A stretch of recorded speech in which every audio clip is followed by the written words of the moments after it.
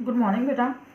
कल हमने new chapter जो है पठित काव्यांश उसको स्टार्ट किया था और उसका जो है महत्व उसको समझा था। यदि हम गद्यांश के तो प्रश्नों के उत्तर उसको पढ़ के लिख लेते हैं, जो टाइटल होता है वो भी हम दे देते हैं, उससे रिलेटेड सारे क्वेश्चन आंसर हम पढ़ लेते हैं और उसको सॉल्व कर देते हैं। क्यों?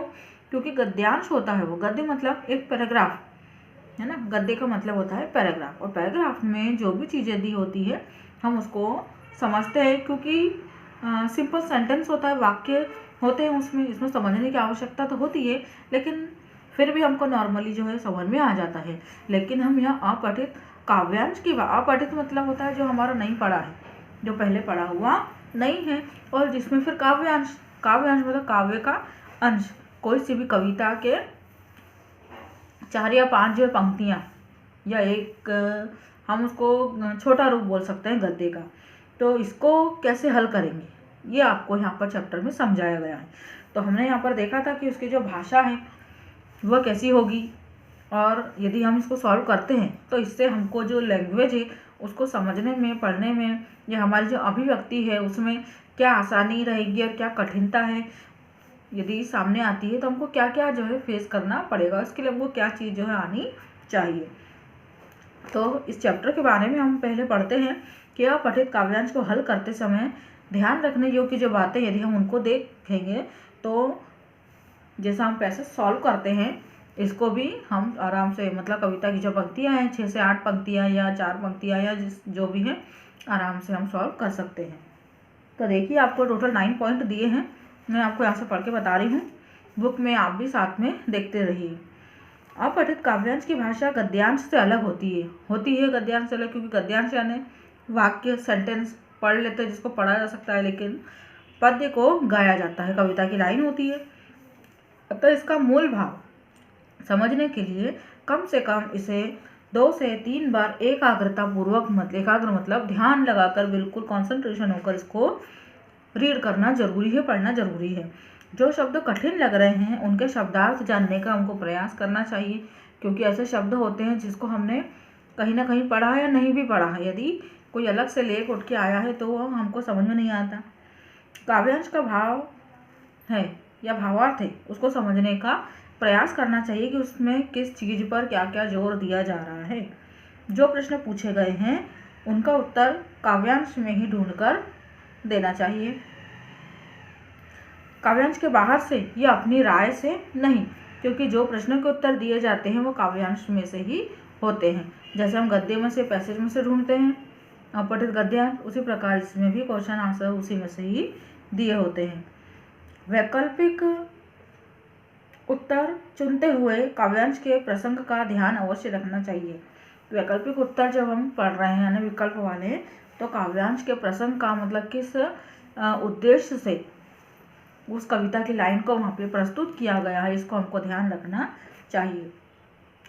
शीर्षक का चयन करते समय, जो लास्ट में हम टाइटल देते हैं ना शीर्षक, उसका चयन करते समय यानी उसको जो हमको लिखना है कविता में, उसको चुनना है, तो हमको ये ध्यान रखना है कि वह कैसा हो, काव्यांश के मूल भाव से जुड़ा हो। मूल भाव से कैसे जुड़ा हो? जो बातें उसमें कहना चाह रहे हैं वही बातें उसमें हो, किसी भी प्रकार के सेंटेंस नहीं आएंगे उसमें, ना ही दूसरी बातें आएगी। मूल अर्थ, एक मुख्य बिंदु जो उसमें आना चाहिए, वो हम कैसे बोल सकते हैं कि 2 से 3 शब्दों में, वाक्य नहीं 2 से 3 शब्दों में है उसका टाइटल आएगा। पूरे काव्यांश को ध्यान में रखकर शीर्षक का चयन करना चाहिए।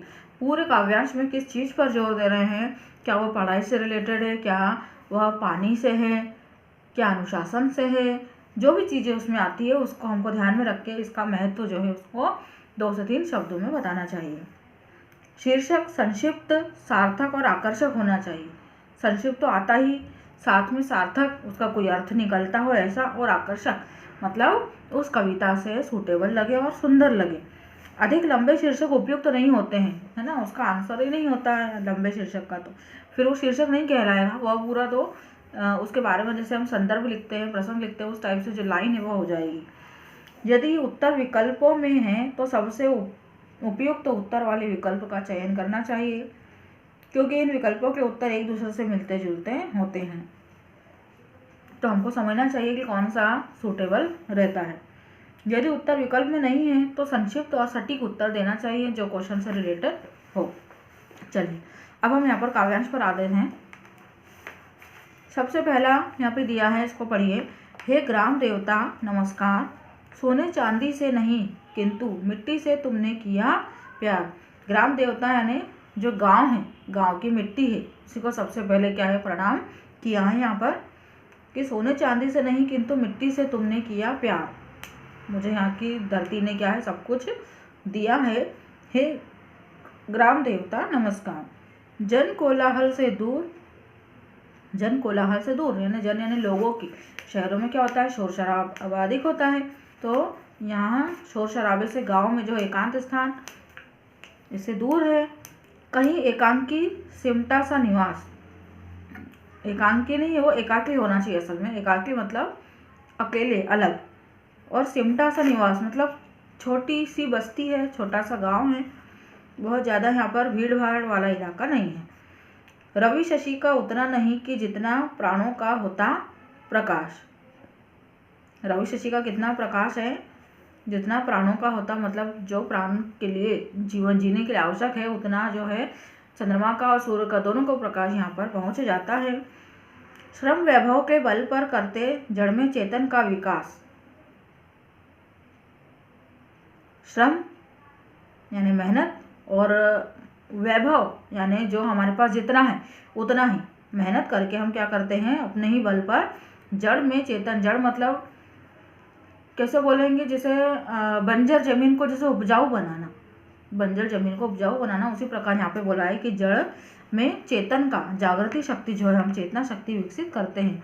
दानों दानों के फूट रहे 100 दानों के हरे हरे हरे हास। दानों दानों के फूट रहे 100 दानों के हरे हास। यह है न पसीने की धारा, यह गंगा की है धवल धार। जो है गतिशील सभी ऋतु में, गर्मी वर्षा हो की ठंड। जग को देते हो पुरस्कार, देकर अपने को कठिन दंड। झोपड़ी झुकाकर तुम अपनी ऊंचे करते हो राज द्वार। हे ग्राम देवता नमस्कार। अब देखते हैं इसके प्रश्न के उत्तर। ग्राम देवता किसे कहा गया है और क्यों? तो ग्राम देवता हमने देखा किसको कहा गया है, ग्राम देवता भारतीय किसान को कहा गया है, क्योंकि वह मिट्टी से प्यार करते हुए क्या करता है, फसल उगाता है और लोगों की जो है भूख मिटाता है। ग्राम देवता का निवास कहाँ है? गांव में निवास है, और शोर शराबे से अलग जो सुनसान जगह है उसमें अपना सिमटा हुआ है। दानों के हरे हास किसे कहा गया है?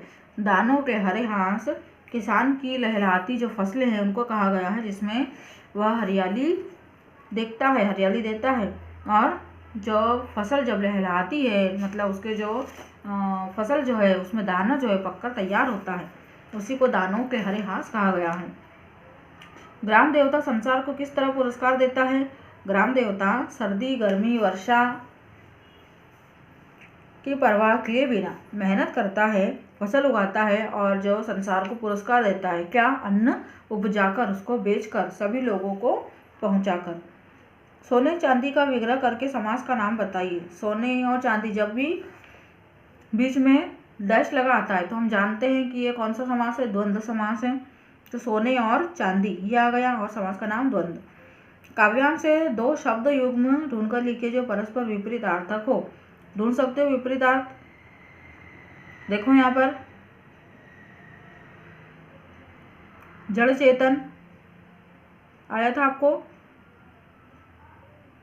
और पुरस्कार और दंड ये हो गया। ठीक, ये हमारा काव्यांश फर्स्ट वाला हो गया। काव्यांश दो देखिए। वह पावस का प्रथम दिवस जब पहली बूंद धरा पर आई, अंकुर फूट पड़ा धरती से नवजीवन की ले अंगड़ाई। धरती के सूखे अधरों पर बूंद गिरी अमृत सी आकर, वसुंधरा की रोमावली सी हरी धूप पुलकी मुस्काई। पहली बूंद धरा पर आई, आसमान में उड़ता सागर, लगा बिजलियों के स्वर्णिम पर। बजा नगाड़े जगा रहे हैं, बादल धरती की तरुणाई, पहली बूंद धरा पर आई। यहाँ पर बारिश के समय प्रथम पावस जो बोला है ना, बारिश की बूंद जब धरती पर आई तो बहुत ही सुंदर जो है चित्रण यहाँ पर कवि ने किया है। तो प्रश्न के उत्तर से आप और समझ जाएंगे। इसको पहला दिया है, काव्यांश में किस ऋतु का वर्णन किया गया है? वर्षा ऋतु का। धरती पर आई बूंद की तुलना इनमें से किससे की गई है? अमृत से, क्योंकि जब इतनी तेज गर्मी पड़ती है धरती पर, है ना, पूरी धरती तप जाती है, तो जब बारिश की बूंदें नीचे गिरती है जमीन पर तो कैसे लगती है? अमृत के समान लगती है। और हमको भी बहुत अच्छा एहसास होता है जब बारिश शुरू की होती है। धरती की रोमावली किसे कहा गया है? रोमावली मतलब हरी हरी दूबा। आसमान में उड़ते बादलों ने किसके पंख लगा रखे हैं? बिजलियों के। तरुणाई शब्द किस विकल्प से संबंधित है? तरुणाई मतलब वो जो भाववाचक संज्ञा है, जो तरुण या युवावस्था से जो पहले की आयु होती है उसको तरुण अवस्था बोलते हैं। आसमान शब्द का पर्यायवाची कौन सा नहीं है? तो गगन भी है, शून्य भी है, अंबर, लेकिन जलधर किसको बोलते हैं? बादल को, जल को धारण करने वाले। ठीक, तो यहाँ पर काव्यांश 1 और 2 हमने देखा, बाकी के 2-4 जो हैं वो हम नेक्स्ट वाले वीडियो में देखेंगे।